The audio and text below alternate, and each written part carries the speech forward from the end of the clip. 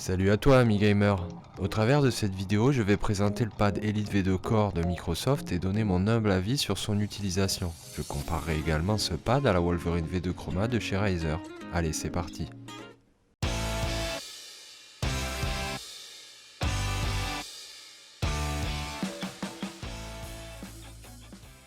Pour commencer, un mot sur le prix. La manette est affichée à 130 € sur le store officiel de Microsoft. Elle se distingue de la manette Elite Noire qui elle est vendue 150 € mais en comprenant de base la station de charge, les palettes additionnelles et sticks de rechange. La Elite de Core ne possède pas ces accessoires par défaut, mais il est possible de les acheter séparément pour la somme de 60 €. Il se trouve que je dispose de ce kit. Je comparerai donc ici la manette Elite V2 Core en considérant qu'elle est dans sa version complète face à la Wolverine. A l'intérieur de la boîte, on retrouve donc directement la manette qui pèse près de 340 grammes. On sent bien le poids entre les mains, c'est un bon point, si l'on recherche une manette plutôt lourde, cela va de soi. Le grip des poignets est agréable au toucher et je le préfère légèrement à celui de la Razer. Vient ensuite un compartiment renfermant le câble USB, ici aussi de très bonne facture, je l'ai mesuré à 2,80 m de long. Et pour finir, une boîte contenant le petit outil servant à modifier la tension des sticks, je reviendrai plus tard sur son utilisation, ainsi qu'un lot multilangue de manuel de la manette. Avant que les 4 palettes ne soient installées, la manette se présente comme ceci. Elle est sobre, elle reprend les lignes du pad traditionnel Xbox Series. À l'arrière, on a les encoches prévues pour accueillir les palettes, ainsi que 2 crans permettant 3 niveaux de pression différents avant d'atteindre le bout des gâchettes LT et RT. Passons à présent au lot d'accessoires officiels Microsoft. Je rappelle que tout ce qui se trouve à l'intérieur de cette boîte est déjà présent dans la version de la Elite vendue 150 €. On trouve l'assortiment classique de manuel, là aussi décliné en beaucoup de langues, le câble USB pour la station de charge, identique à celui de la manette, la station elle-même, et pour finir on a les 4 sticks, une clé de réglage de tension, les palettes et une croix additionnelle.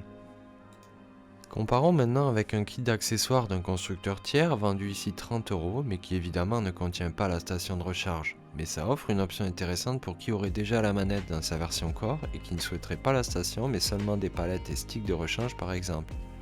On aura donc dans ce kit 6 nouveaux sticks, une clé pour la tension, 4 palettes et 2 croix directionnelles. Tous les accessoires sont extrêmement similaires à ceux du kit officiel en termes de qualité de fabrication, à part la couleur des palettes et du pad, noir ici et argenté pour le kit officiel. Sinon ça passe pareil, j'ai fait part égale dans mon temps de jeu avec les deux sans remarquer de différence. Voyons à présent le système d'attache des palettes, qui a bien été pensé sur ce pad Elite. Il suffira de les clipser à l'intérieur en les présentant dans le bon sens devant la rencoche, il n'y a pas besoin de forcer. Pour les sticks et d-pads c'est très simple aussi, on tire légèrement, ça vient tout seul. On met les nouveaux de la même manière. Là aussi ça fonctionne bien, peut-être plus facile même à mettre et à enlever que sur la Wolverine, mais c'est de l'ordre du micro-détail. C'est ici qu'interviendra l'outil de tension qui, comme son nom l'indique, permet simplement via 2 crans de sensibilité de modifier la résistance des sticks. Un point de personnalisation appréciable. Voyons maintenant rapidement l'interface de l'application Microsoft pour configurer le pad sous Windows. Une fois l'application lancée, on a directement accès à la fonction configurer qui peut être grisée si vous lancez l'application avec la manette en sans fil. Vous brancherez alors le câble et vous pourrez procéder au réglage. Bien qu'assez similaire à celui proposé par Razer, le programme est un tantinet plus fourni. Le mappage des boutons est bien fait et propose par exemple la fonction touche mage, qui permet de basculer entre 2 attributions sur un même bouton. Le menu de réglage de la sensibilité des sticks dispose de pré-réglage. On pourra aussi modifier les zones mortes des gâchettes. Sans oublier le menu de réglage de la vibration, ou des vibrations devrais-je dire, car on pourra personnaliser la vibration sur 4 zones différentes de la manette. Là aussi une option appréciable. On finira par un onglet offrant la possibilité de modifier la couleur du bouton central du pad.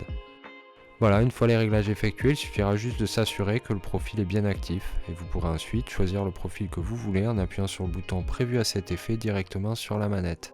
Passons à présent aux sensations en jeu. Pour reprendre un des exemples utilisés dans la vidéo sur la Wolverine V2 Chroma, Hades, où je vantais le bénéfice en termes de confort qu'apportaient les switches mécaniques. Et bien après avoir fait quelques échappées des enfers avec la Elite 2, j'ai d'autant plus cette sensation. Je trouve la manette Elite moins précise, la pression nécessaire pour atteindre la butée des boutons est plus importante, le jour et la nuit avec les boutons de la Wolverine selon moi. Même constat pour les jeux de combat où la combinaison des boutons plus lourds alliés à une croix moins précise ont fait que j'ai vite abandonné. Évidemment la latence du haut sans fil accentue cet effet mais mon impression reste la même avec le câble. Je n'ai cependant rien à reprocher aux touches LB, RB et aux gâchettes LT, RT, sur ce point c'est très bon des deux côtés. J'accorderai quand même un bon point à la Elite pour les 4 palettes additionnelles qui sont très ergonomiques, meilleures à mon sens que celles de la Wolverine.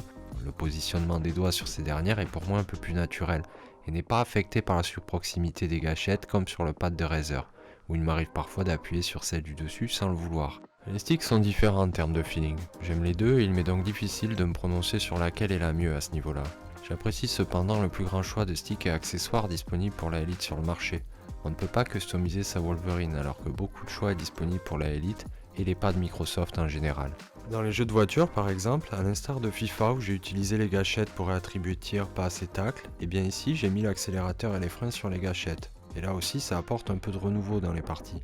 Dans des jeux solo où je n'ai pas l'utilité des boutons additionnels et où je joue sans pression, bien de toute évidence c'est mieux avec la Elite V2 qu'avec le pad traditionnel Xbox Series par exemple. Mais est-ce que ce gain de confort justifie les 70€ supplémentaires demandés par Microsoft? Bien cela dépend évidemment de votre budget, de la somme que chacun considérera acceptable d'investir pour cette montée en confort. Mon avis final ira plutôt en faveur de la Wolverine, bien que la Elite ait de bons arguments, déjà d'un point de vue du confort, manette en main, que ce soit au niveau du grip que je trouve plus agréable au toucher et du poids plus important de la manette par rapport à la Wolverine V2 Chroma. Le poids rebutera peut-être certains, mais moi ça m'a fait l'apprécier.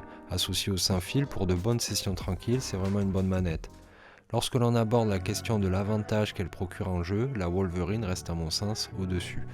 De par déjà les 2 boutons supplémentaires, mais aussi les switches mécaniques et plus généralement la sensation d'absence de latence, ce qui n'est pas le cas avec la manette Elite V2 de Microsoft, même en utilisant le câble. Pour résumer, je dirais qu'à part la possibilité de jouer sans fil, un plus grand nombre d'accessoires tiers pour la Elite, et peut-être la compatibilité Android pour ceux que ça intéresse, je préfère la Wolverine dans tous les secteurs, excepté les grips et surtout le poids, car je trouve que la Chroma mériterait quelques grammes en plus. Et je conclurai cette vidéo en attribuant la victoire au pad de Razer dans ce duel, principalement à cause des switches mécaniques, mais la compétition continue, avec très prochainement une vidéo où je présenterai 2 nouvelles entrantes dans la catégorie des pads premium. Sur ce, amis gamers, je vous dis à bientôt, portez-vous bien, ciao!